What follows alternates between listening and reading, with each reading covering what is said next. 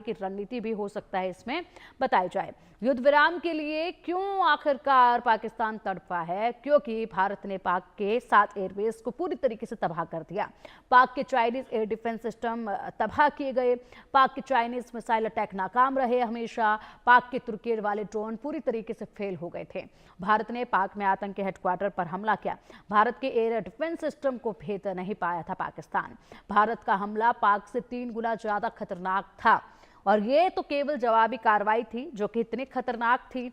और इसी जवाबी कार्रवाई से भारत ने पाकिस्तान को बड़ा नुकसान पहुंचाया।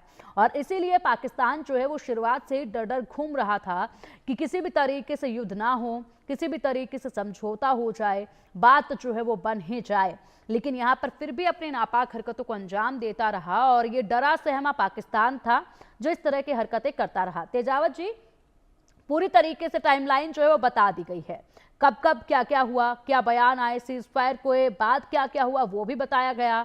और इसी के साथ जो जवाबी कार्रवाई हिंदुस्तान की तरफ से की गई, बड़ा नुकसान उसी कार्रवाई में पाकिस्तान को झेलना पड़ गया था। अब सोचिए जरा, अगर युद्ध होता तो क्या होता, क्योंकि ये पूरी दुनिया जानती है कि किस तरीके से सैन्य ताकत में पाकिस्तान बेहद पिछड़ा हुआ है।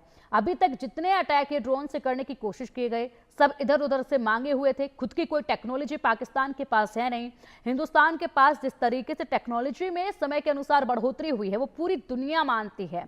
उसको अमेरिका खुद बहुत बार मान के सराहना उसकी कर चुका है।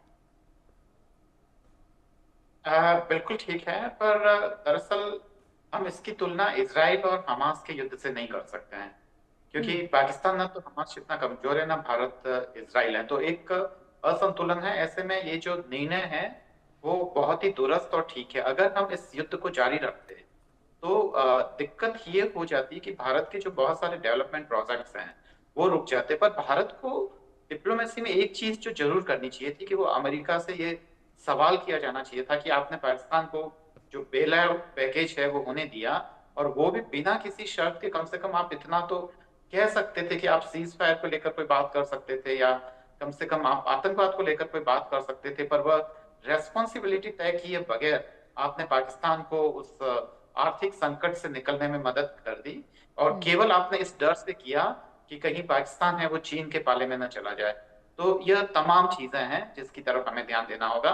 और बाकी जो सीज फायर है वो कैसे टर्न लेता है, जब डायलॉग्स शुरू होंगे या जो टेबल पे जब बातचीत शुरू होगी तो वो क्या होगा, भारत किस तरीके से संदेश देगा, तो वो है एक चीज जो हमें मिलिट्री पॉइंट ऑफ व्यू से जो देखना चाहिए वो ये है कि हमें इंतजार नहीं करना चाहिए कि वो वापस पहलगाम करें, पुलवामा करें। हमें उससे पहले भी अगर लगता है कि वह पाकिस्तान में ऐसे अड्डे हैं या जहाँ पे ट्रेनिंग कैंप्स हैं, तो इस बार जो भी बातचीत हो उसमें ये सारी चीजें शामिल होनी चाहिए कि भारत ये अधिकार रखेगा कि इस बार हम हमले का इंतजार नहीं करेंगे, हम आपको कभी भी जवाब दे सकते हैं। और इसको आप स्थायी मत समझिएगा। अगर पाकिस्तान ने अपने बिहेवियर में अगर परिवर्तन नहीं किया तो भारत उसको अकाउंटेबल बनाएगा। ये भारत का काम है और भारत को कोई खौफ नहीं है। वो जो आपने जिन ड्रोन्स की बात की जो ओशिस्कार्ड ने बनाए थे तुर्की के, जो सोनगार वो हैं, वो बुरी तरीके से फेल रहे हैं, जबकि वो दुनिया के सबसे बेहतरीन ड्रोन्स कहलाते हैं। इसी तरीके से भारत का जो एयर डिफेंस सिस्टम है वो बहुत अच्छी तरीके से माकूल साबित हुआ।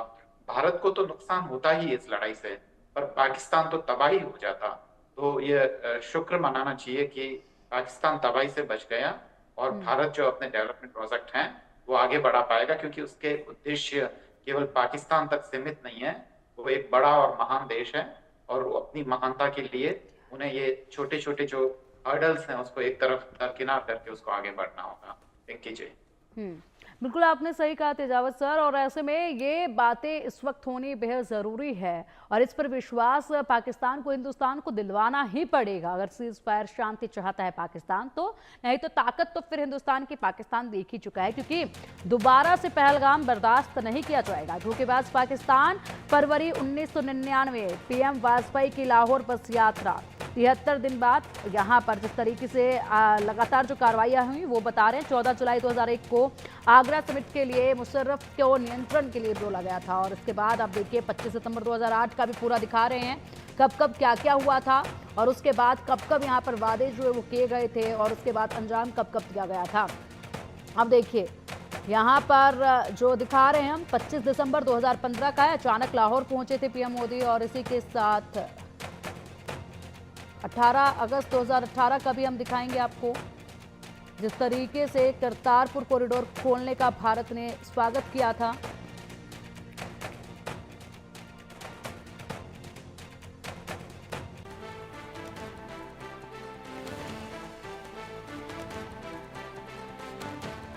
राजस्थान के श्रीगंगानगर से इस वक्त की बड़ी खबर आ रही है। बड़ी खबर का रुख करेंगे। खेत में मिला है पाकिस्तानी झंडा और गुब्बारा। झंडे पर चांद तारे के निशान के साथ उर्दू में कुछ लिखा हुआ है। खेत के मालिक ने पुलिस को इसकी जानकारी दी है। मौके पर पुलिस पहुंची है। पाकिस्तानी झंडे और गुब्बारे कब्जे में ले लिए गए हैं। अब देखिए किस तरीके से यहाँ पर, अब ये देखिए पीटीआई इस पर लिखा हुआ और ये गुब्बारे हरे और लाल रंग के गुब्बारे नजर आए और इसी के साथ पाकिस्तानी झंडे और गुब्बारे कब्जे में किए गए हैं। यहाँ पर आप देख सकते हैं। अब एक बार फिर से हिमाकत ये देखी गई है। क्या ये संदेश देने की इन्होंने कोशिश की है? सीज फायर हो चुका है, उल्लंघन उसका किया जा चुका है। उसके बाद जब ये घटनाएं अब सामने आ रही हैं तो बड़े सवाल खड़े कर रही हैं। और ये जो तस्वीरें सामने आ रही हैं, इन तस्वीरों पर बात की जाएगी जब डीजीएमओ बैठेंगे टेबल पर बात करने के लिए, क्योंकि अभी पूरी तरीके से बातचीत का सिलसिला बंद हुआ नहीं है। आर्मी को अभी भी पूरी छूट है कि अगर पाकिस्तान की तरफ से कोई भी हरकत की जाती है, जरा सी भी हरकत की जाती है, तो मुंहतोड़ जवाब उसका दिया जाए। आर्मी के हाथ पूरी तरीके से खुले हुए हैं, हर तरह के फैसले लेने के लिए भी, हर तरह का जवाब देने के लिए भी। और अब ऐसे में ये तस्वीर जब सामने आई है, यहाँ आप देख सकते हैं खेत में ये झंडा पाया गया है। ड्रोन मिसाइल से हरा जिस तरीके से झंडा यहाँ पर फेंका गया है, उस पर सवाल खड़े हो रहे हैं। कहाँ से आया, किस तरीके से इसको यहाँ पहुँचाया गया और इसके पीछे मकसद क्या, ये जो लिखा गया है इसको भी समझने की, डिकोड करने की कोशिश की जाएगी। और इसी के साथ पुलिस को इसकी सूचना दे दी गई है। अब ये सूचना जब दी गई है, तस्वीरें भी तेजी के साथ बाहर निकल कर आई हैं और ये तस्वीरें जो हैं, इन पर जवाब भी पाकिस्तान से मांगा जाएगा। जिस तरीके से यहाँ पर सीज फायर का उल्लंघन किया, उसके बाद यहाँ खेत में झंडा, झंडे पर लिखा ये पैगाम।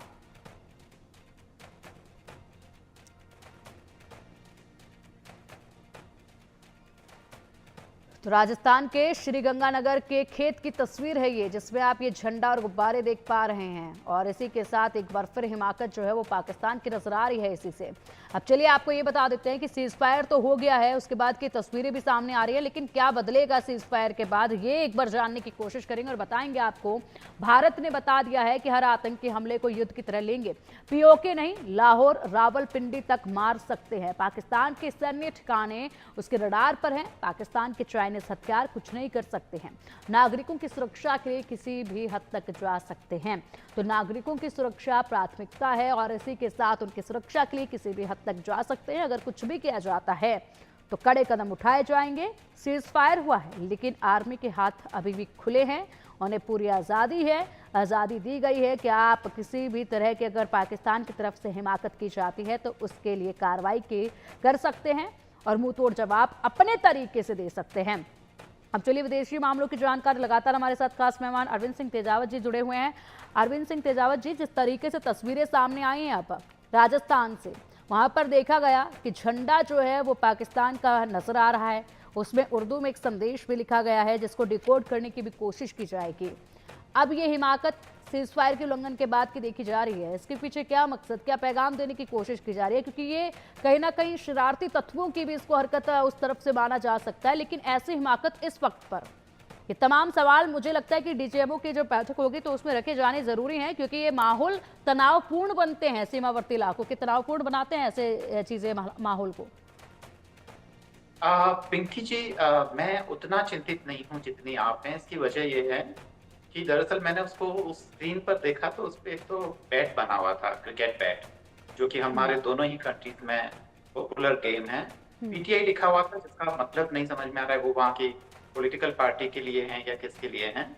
और दूसरा ये है कि जो नेस्लिक स्क्रिप्ट में जो लिखा हुआ था, जिसको हम उर्दू लिपि बोल रहे हैं, तो उसमें लिखा हुआ क्या था ये इम्पोर्टेंट है हमारे लिए। जो चिंता की बात, जो छोटी चिंता है, कोई बड़ी चिंता नहीं है, वो ये कि इससे हमें दरअसल आशंका होती है कि वो वहां से ये जो गुब्बारा आ रहा है उसमें कुछ ऐसे कोई खराब चीज तो नहीं है जो कि हमारे यहाँ पे जो सिक्योरिटी इश्यूज हैं उनको करें, या कई बार जो हमारे जो डिफेंस सिस्टम है वो भी कई बार उनको कैच करता है, तो उसके लिए भी एक तरीके का खास वो मतलब परेशानी पैदा होती है। तो ये परेशानी करने वाला हो सकता है, पर उसपे लिखा क्या है, डिकोड हो जाएगा, खाली केवल उसको ये इतना डिकोड करना है कि वो जो उर्दू लिपि में लिखा हुआ है, वह क्या है? वो मैत्री संदेश है या दुश्मन है या कोई संदेश है? बस इतना है, तो इसके बारे में मुझे लगता है कि हमें इग्नोर करना चाहिए और जो कंसर्न लोग हैं, वो उसको देख लेंगे।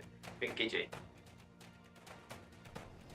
बिल्कुल ठीक कहा, लेकिन जिस तरीके से सर आप कह रहे हैं कि चिंतित आप नजर आ रहे हैं, जाहिर सी बात है अभी चिंता की बात है। चिंता की बात इसलिए है, मैं चिंतित उन लोगों के लिए हूं जो सीमावर्ती इलाकों में रह रहे हैं, क्योंकि इस वक्त उनके मन से डर नहीं हटा है, उनके मन से डर नहीं हटा। और पाकिस्तान वो देश है जिस पर विश्वास करना मुश्किल है। युद्ध मैं भी नहीं चाहती हूँ, युद्ध कोई भी नहीं चाहता है। जिस माँ के लाल यहाँ पर सीमा पर खड़े हैं तैनाती के साथ, उन लोगों ने पूरी रात जो है वो दुआ करते हुए गुजारी है, भगवान के सामने बैठ के गुजारी है कि युद्ध ना हो, हमारे बेटे को कुछ ना हो, हमारे घर का इकलौता चिराग है उसको कुछ ना हो।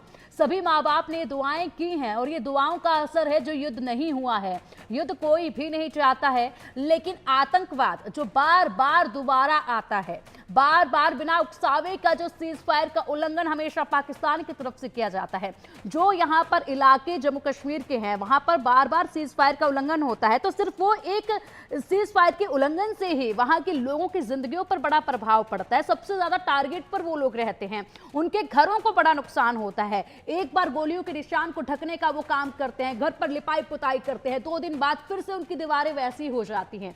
सोचिए जरा, ऐसे घरों में वो लोग रह रहे हैं, उन लोगों को अब आदत सी हो गई है गोलियों की आवाज सुनने की। अब यहां पर उन्हें उम्मीद एक जगी थी कि आतंकवाद का सफाया होगा तो शायद हमारे घर की दीवारें अब सुरक्षित होंगी, हम सुरक्षित होंगे। आतंकवाद के खात्मे की हम बात कर रहे हैं। बार बार आतंकवाद लौट कर आता है, बार बार ये आतंकवाद परेशान करता है भारतवासियों को, और ऐसे में इसके खात्मे की हम बात कर रहे हैं। इसीलिए अभी जब तक पूरी तरीके से भारत टेबल पर बैठकर एक एक चीज का जवाब पाकिस्तान से नहीं ले लेता है, ये जो हरकतें हो रही हैं इनका जवाब नहीं ले लेता है, पाकिस्तान को विश्वास दिलाना होगा, पाकिस्तान को विश्वास में लेना होगा भारत को, तब जाकर इसको पूरी तरीके से सीज फायर समझा जाएगा। तब तक के लिए चिंतित रहना लाजमी है, जो हालात बने थे।